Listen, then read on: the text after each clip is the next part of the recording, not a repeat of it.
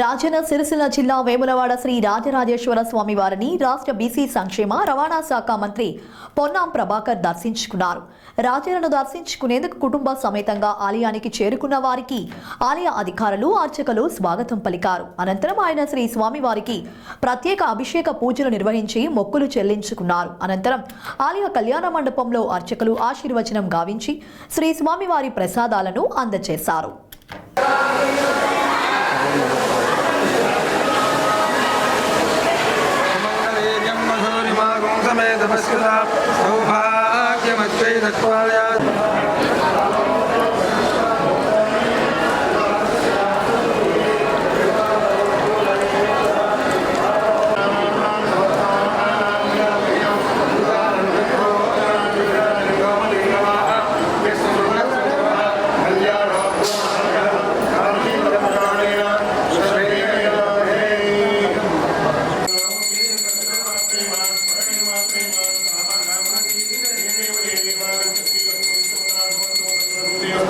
समस्त सन्मंगल